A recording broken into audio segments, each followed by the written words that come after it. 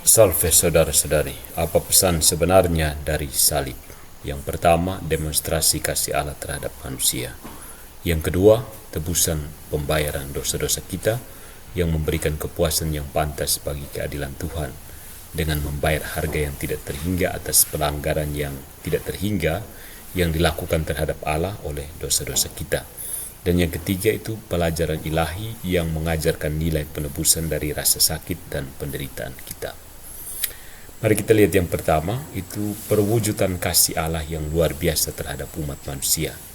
Injil Yohanes bab 3 ayat 16. Sebab begitu besar kasih Allah akan dunia ini, sehingga ia mengaruniakan anaknya yang tunggal, supaya setiap orang yang percaya kepadanya tidak binasa, melainkan beroleh hidup yang kekal. Dan yang kedua, dari surat Rasul Paulus kepada jemaat di Roma bab 5 ayat 8. Tetapi kasih Allah nyata kepada kita oleh karena Kristus telah mati untuk kita ketika kita masih berdosa. Tanggapan yang kita harapkan, balas kasih Allah dengan mengasihi Allah yang hidup dalam diri sesama kita. Aku memberikan perintah baru kepadamu, kasihilah satu sama lain sebagaimana aku telah mengasihi kamu. Yohanes bab 13 ayat 34. Yang kedua, kepuasan yang adil, just satisfaction atas keadilan Tuhan itu sendiri, the justice of God. Dosa adalah pelanggaran yang tidak terbatas yang dilakukan dan ketidaktaatan yang dilakukan terhadap kekudusan Tuhan yang tanpa batas. Hal ini menuntut hukuman yang tidak terbatas. Tidak ada manusia terbatas yang mampu memberikan kepuasan yang memadai atas ketidakadilan yang dilakukan.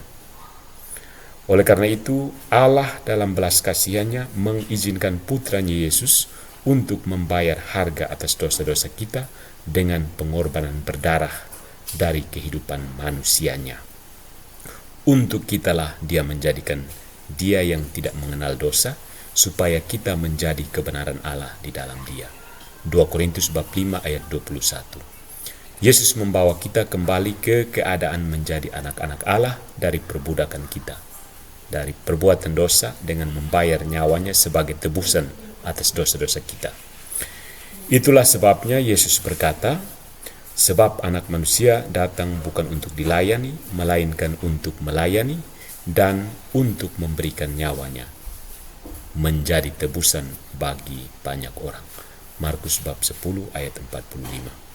Petrus menjelaskan, kamu tahu bahwa kamu telah dilukai oleh darah Kristus yang mahal, seperti darah anak domba yang tidak bercacat atau bercelah. 1 Petrus bab 1 ayat 18-19. Paulus berkata kepada jemaat di Korintus, tidak tahukah kamu bahwa kamu bukan milik kamu sendiri, sebab kamu telah dibeli dan harganya telah lunas dibayar. 1 Korintus bab 6 ayat 20. Tanggapan yang kita harapkan adalah kita perlu menunjukkan rasa syukur kepada juru selamat kita dengan menghindari dosa dan melakukan silih atau penebusan atas dosa-dosa kita melalui tindakan belas kasihan, kebaikan, dan kasih. Yang ketiga, salib adalah sebuah pelajaran ilahi tentang nilai penebusan dari rasa sakit dan penderitaan kita. Dengan rela menerima penderitaan yang paling mengerikan dari penyiksaan dan penderitaan yang sangat menyiksa, serta penghinaan dari penyaliban, Yesus mengajarkan kepada kita bahwa rasa sakit dan penderitaan kita memiliki nilai penebusan jika digabungkan dengan penderitaannya, dan kematian ditawarkan untuk menebus umat manusia dari perbudakan dosa. Barang siapa ingin mengikuti aku, ia harus menyangkal dirinya, memikul salibnya, dan mengikuti aku. Matius bab 16 ayat 24. Tanggapan yang kita harapkan adalah, marilah kita menyambut salib hidup kita dan mempersembahkannya bersama penderitaan Yesus sebagai penebusan atas dosa kita sendiri dan dosa orang lain, memberikan nilai penebusan pada rasa sakit dan penderitaan kita.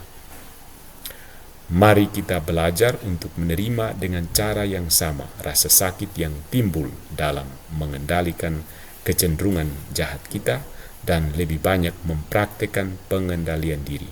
Rasa sakit yang timbul karena membagi berkat kita secara mengorbankan diri, pengorbanan kepada orang lain, dan rasa sakit serta penghinaan yang timbul dalam membela Kristus serta ajaran dan prinsip-prinsipnya.